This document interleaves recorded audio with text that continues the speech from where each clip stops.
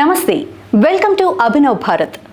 భారత ప్రధానిగా ఎన్నో చారిత్రాత్మక నిర్ణయాలు తీసుకున్న నరేంద్ర మోడీ స్వదేశంలోనే కాదు, ప్రపంచవ్యాప్తంగా పేరు ప్రఖ్యాతులు సంపాదించుకున్నారు.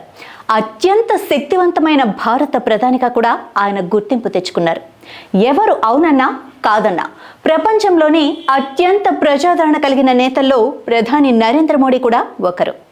ప్రతిపక్షాల విమర్శల మాట ఎలా ఉన్నా దేశంలో అత్యంత ప్రజాదరణ కలిగిన నాయకుడు ఎవరు అని అడిగితే మోడీ పేరే మొదట వినిపిస్తుంది.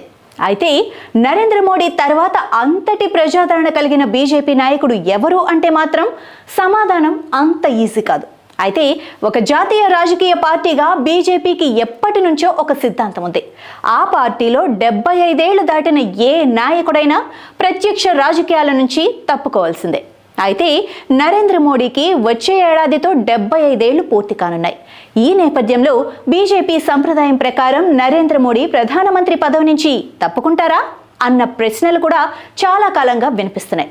పార్టీ సిద్ధాంతం ప్రకారం ప్రధాని పదవిని నరేంద్ర మోడీ వదులుకుంటే ఆ స్థానాన్ని కేంద్ర హోంశాఖ మంత్రి బీజేపీలో నెంబర్ 2గా ఉన్న అమిత్ షా భర్తీ చేస్తారన్న ఊహాగానాలు బీజేపీ వర్గాల్లో వినిపిస్తున్నాయి.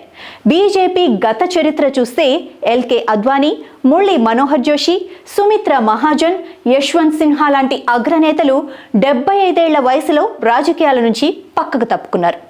ఇలాంటి సమయంలో నరేంద్ర మోడీ కూడా పార్టీ నియమానికి కట్టుబడి పదవి నుంచి తప్పుకుంటే తర్వాత బీజేపీ ప్రధానమంత్రి అభ్యర్థి ఎవరు అన్న ప్రశ్న ఇప్పుడు దేశ రాజకీయాల్లో చర్చనీయాంశమైంది.